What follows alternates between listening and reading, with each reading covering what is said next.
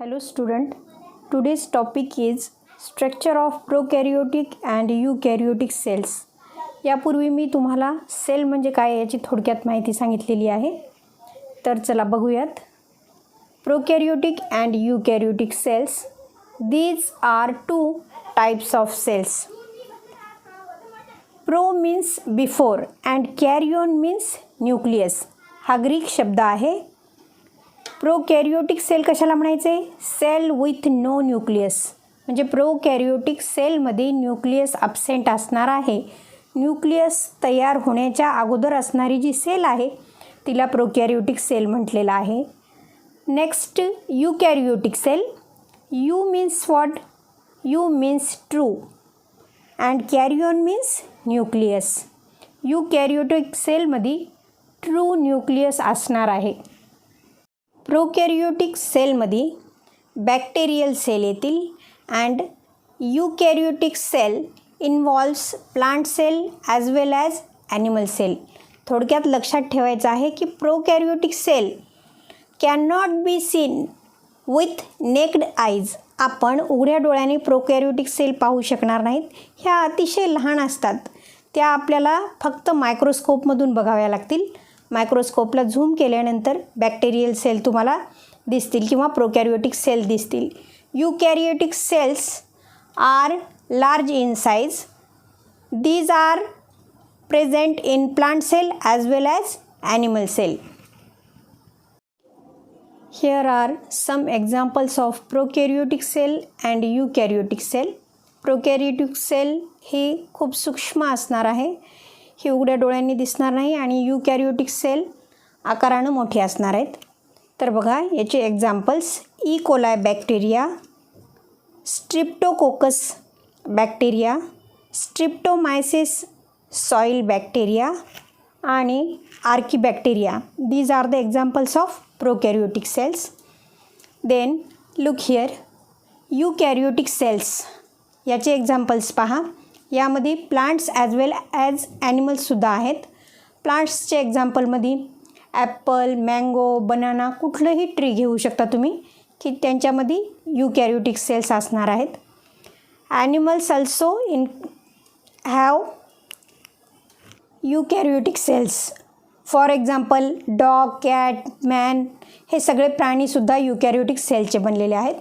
त्याप्रमाणेच फंजाय जसं की मशरूम, प्रोटिस्ट, अमिबा, प्रोटोझोआ हे प्राणीसुद्धा यूकॅरियोटिक सेल्सचे बनलेले आहेत. आणि all insects made from eukaryotic cell. बघा प्रोकॅरियोटिक सेल आकारानं खूप लहान आहे तर यूकॅरियोटिक सेल ही आकारानं मोठी आहे. Prokaryotic cell is present in bacteria. Eukaryotic cell is present in all plants, animals, fungi, insect and all the organisms. तर या दोघांमधला फरक तुम्हाला या डायग्रॅमवरून लक्षात येईल. DNA is present in both prokaryotic as well as eukaryotic animals. Endoplasm is present in both cell. Then ribosomes. Ribosomes is also present in both cell but in prokaryotic cell its size is small. 70 S असणार आहे prokaryotic सेलमध्ये तर 80 S यूकॅरियोटिक सेलमध्ये. ही sale आकारानं खूप लहान आहे आणि ही खूप मोठी आहे आकारानं. नंतर सेल वॉल, पेशीभित्तिका ही कशाची बनलेली आहे? प्रोकॅरियोटिक सेलमध्ये पेप्टिडोग्लायकनची बनलेली आहे. Cell wall is made of cellulose in plant cell. Animal सेलमध्ये तर सेल वॉल ॲब्सेंट असते हे तुम्हाला माहिती आहे. फ्लाजेला आणि सिलिया दोघांमध्येही असणार आहेत. प्रोकॅरियोटिक सेलमध्ये जे रेस्पिरेशन होते it is done by endoplasm आणि यूकॅरियोटिक सेलमध्ये respiration is took by mitochondria. In prokaryotic cell, nucleus is absent and in eukaryotic cell, true nucleus is present. Prokaryotic cell is small. आकारानं ही खूप लहान पेशी असते आणि ही मायक्रोस्कोपमधून बघावी लागते. Eukaryotic cell is large. Prokaryotic cell include only main ऑर्गॅनेलिज.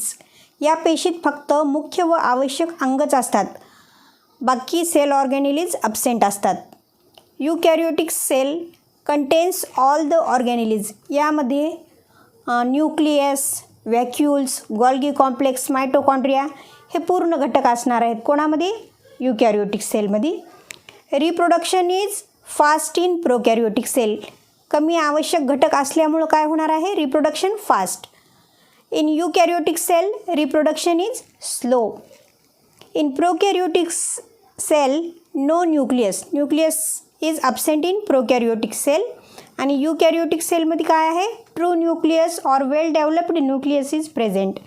युकॅरियोटिक sale is present in all multicellular organism. It includes plant as well as animals, and prokaryotic cell is only present in bacteria.